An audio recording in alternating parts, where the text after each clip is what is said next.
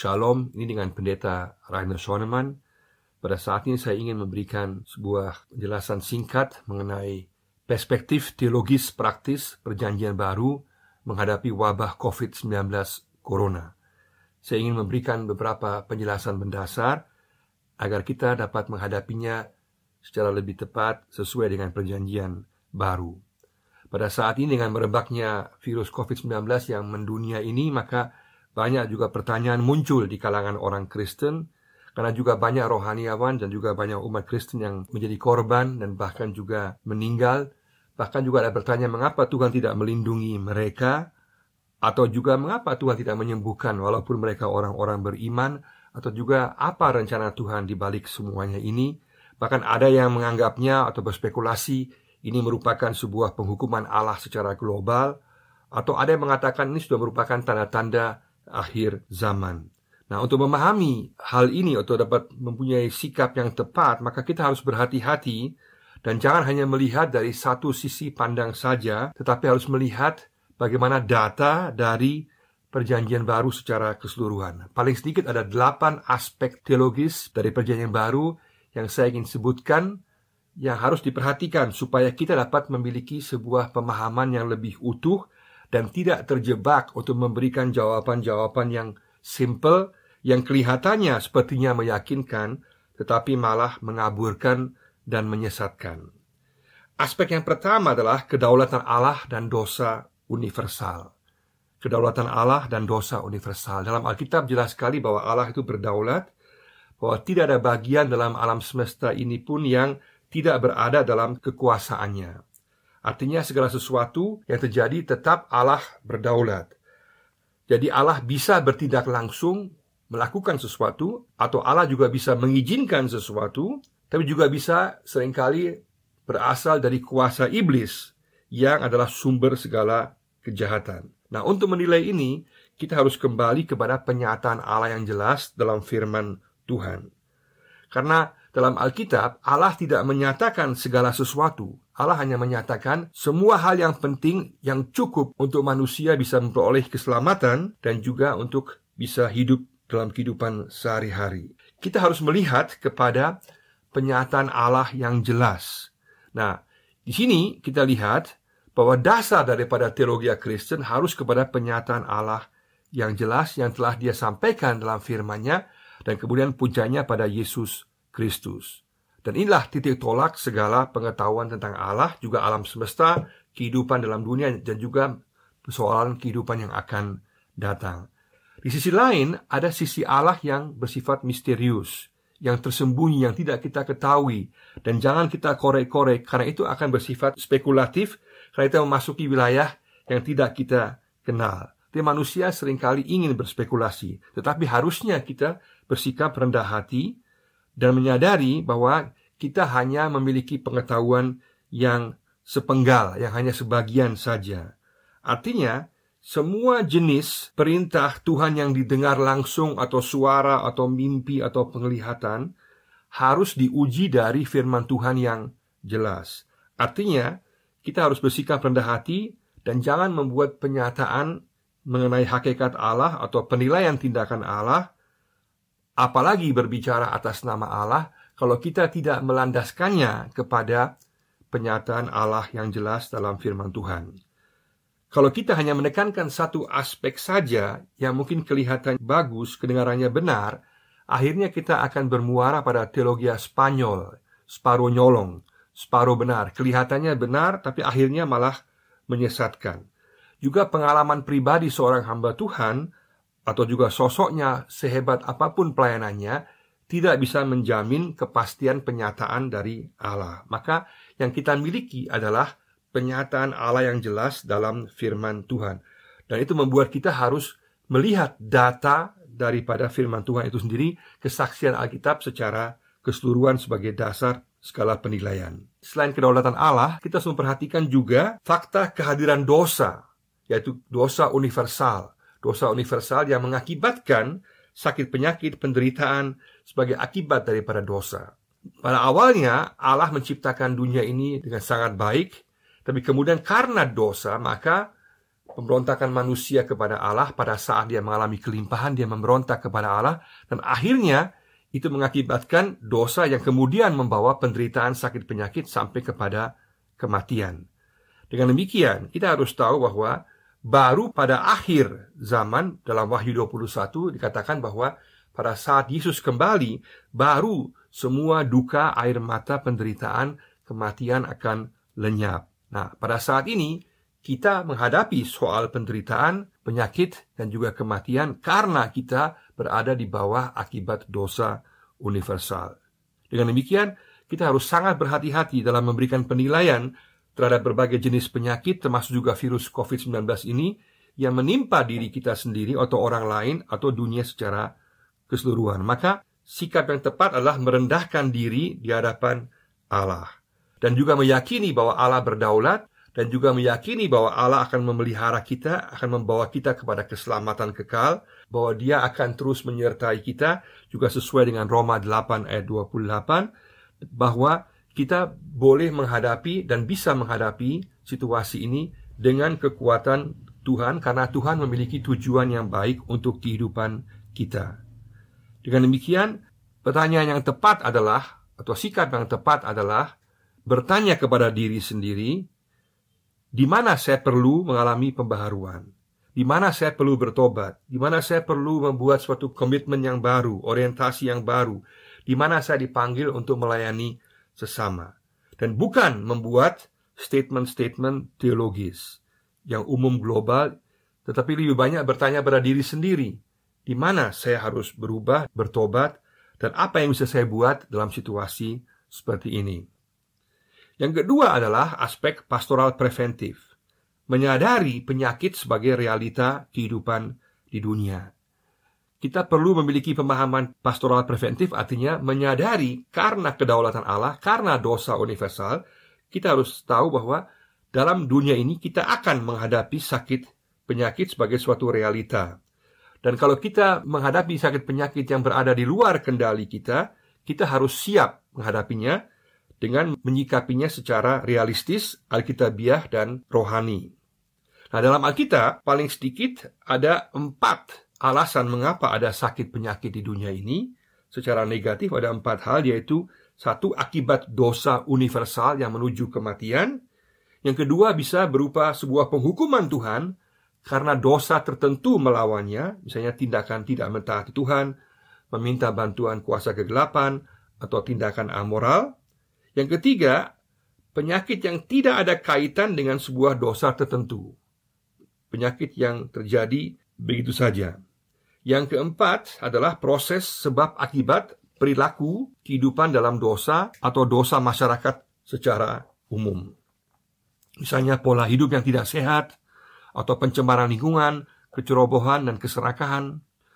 Tapi secara positif, penyakit juga bisa dipakai oleh Allah sebagai alat, 1, untuk memurnikan dan mendewasakan iman. Kedua, menjaga orang percaya untuk tidak menjadi sombong dan menjadi alat Tuhan yang berguna. Yang ketiga, membuat kita lebih peka dan mampu untuk mendampingi orang lain yang tengah menderita sakit. Yang keempat, sebagai ujian kesetiaan. Dan kelima, membawa berkat jangka panjang dan kemuliaan. Kalau kita lihat dalam Alkitab Penyanyi Baru di Matius 24 dan Markus 13 mengenai konteks akhir zaman, disebutkan tentang adanya bencana penderitaan secara umum, dan ini juga termasuk sakit penyakit dan juga berbagai jenis wabah. Tetapi yang penting bahwa meskipun ada penderitaan sakit penyakit di masa mendatang, bahwa kedaulatan Allah ditekankan, takhta Allah ditekankan dalam Wahyu pasal 4 dan juga Wahyu pasal 20. Ini berarti bahwa apapun yang terjadi, semua berada dalam kendali kontrol daripada Allah sendiri. Dengan demikian, Allah pada akhirnya akan membawa kepada keselamatan, kepada kesejahteraan sempurna. Dan di masa antara ini, di mana ada penderitaan sakit penyakit, kita boleh tahu bahwa Allah tetap berkuasa dan berdaulat. Dengan demikian kita boleh tahu ada kepastian pengharapan bahwa Yesus akan datang dalam kuasa kemuliaannya dan menghapuskan segala jenis penderitaan. Nah, di masa antara ini, yang kita perlukan sekarang adalah kesetiaan dan ketabahan dalam keyakinan akan kekuasaan Allah dan tujuannya yang baik untuk membawa kemuliaan. Dengan demikian maka berita kitab Wahyu memberikan kepada kita kekuatan penghiburan bahwa Yesus pemegang kunci sejarah dunia, dan Dia yang memberikan pengharapan pasti bahwa air mata penderitaan akan terhapus di masa yang akan datang, dan di saat ini Dia akan mendampingi kita dan menolong kita. Yang ketiga adalah penggunaan akal budi pemberian Allah. Penggunaan akal budi pemberian Allah. Dalam Perjanjian Baru sangat jelas bahwa Tuhan memberikan kita akal budi yang perlu kita pakai, kita gunakan sebagai pemberiannya untuk menghadapi berbagai ancaman situasi tengah-tengah kehidupan dunia ini.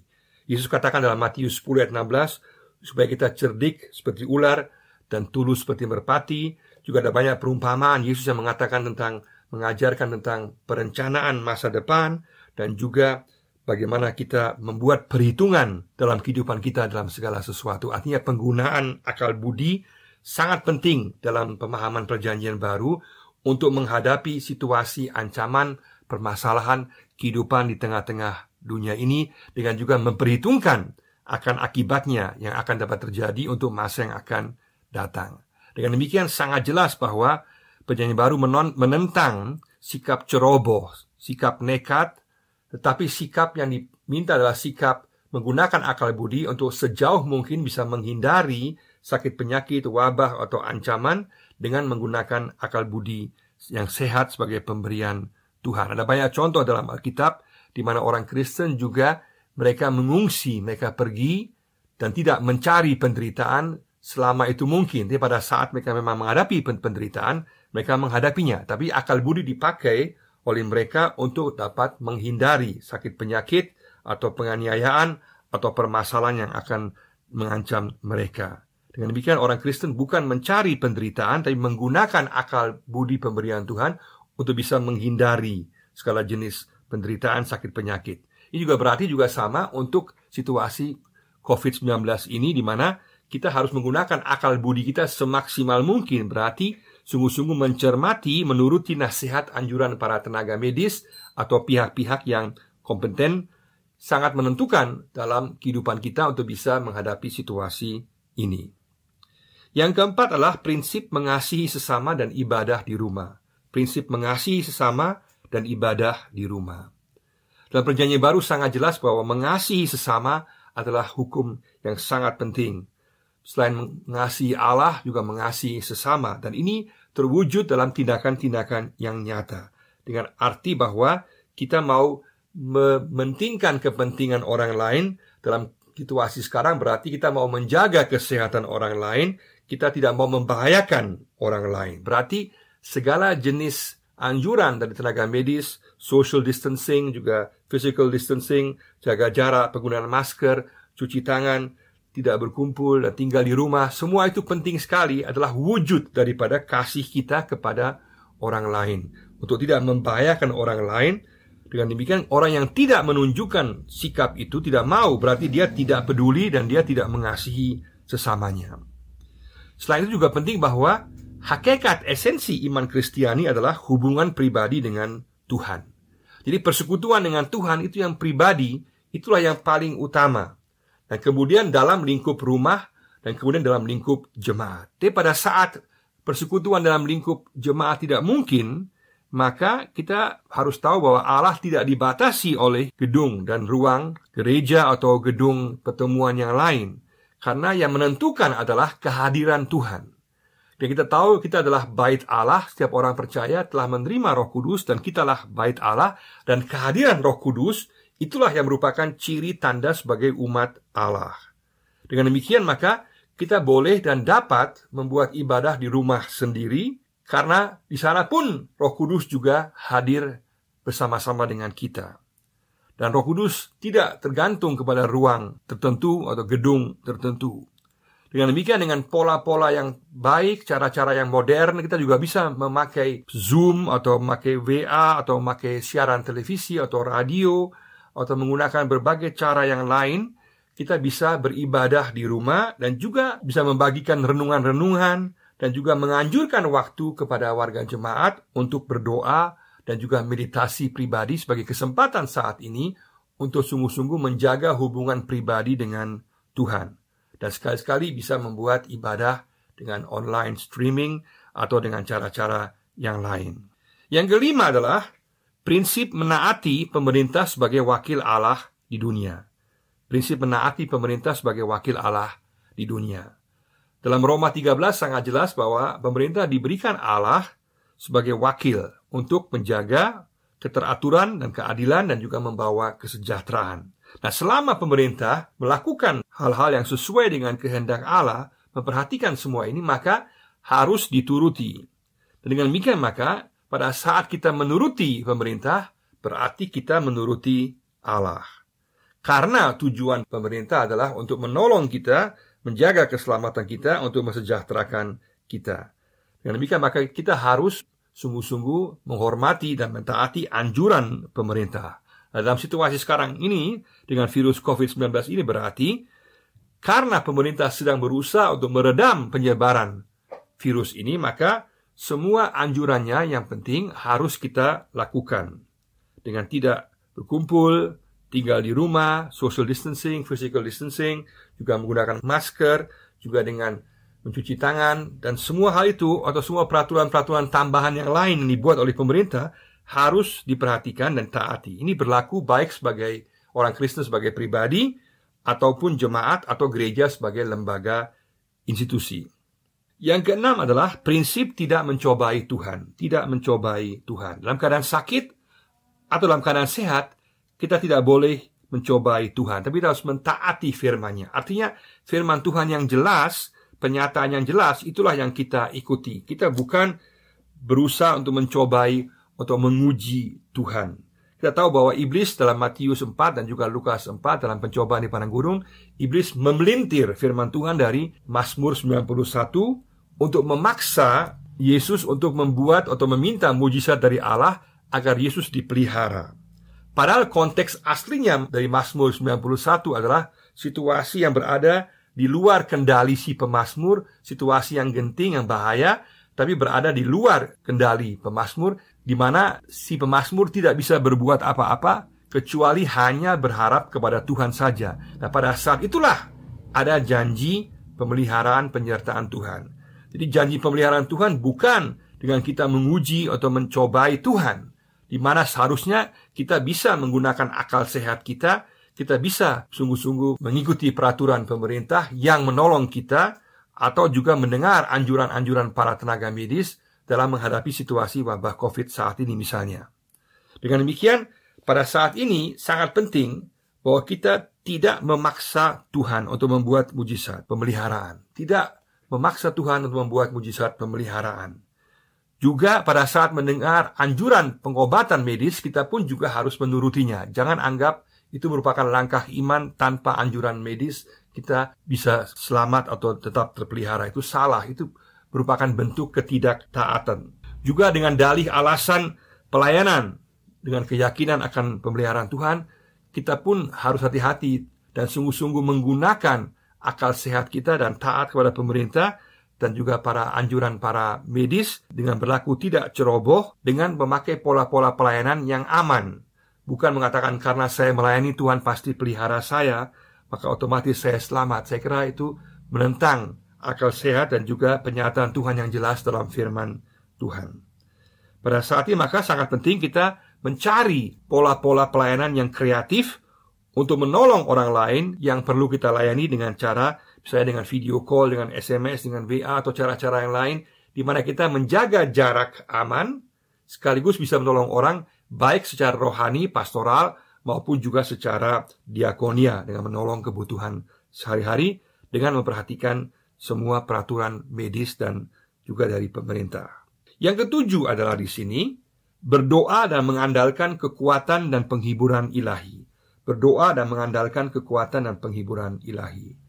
Dalam situasi saat ini yang paling penting dari perjanjian baru adalah menghadapi segala jenis penderitaan adalah berdoa. Sungguh-sungguh berdoa dengan sikap sungguh-sungguh meyakini akan penghiburan Allah, penyertaan Allah, bahwa Allah tidak meninggalkan kita sendiri, bahwa doa memiliki kuasa untuk dapat merubah baik situasi kita maupun lingkungan kita dan juga keadaan dunia secara keseluruhan.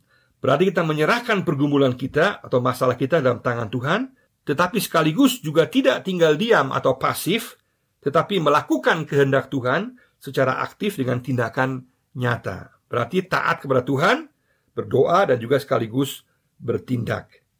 Ini berarti doa yang merupakan nafas kehidupan orang Kristen yang diajarkan oleh Yesus akan semakin nampak dalam situasi saat ini. Dan juga ada keterkaitan yang sangat kuat antara doa, pengajaran, dan pelayanan. Doa tanpa teologi tidak berisi. Teologi tanpa doa adalah kering dan tidak memiliki kuasa.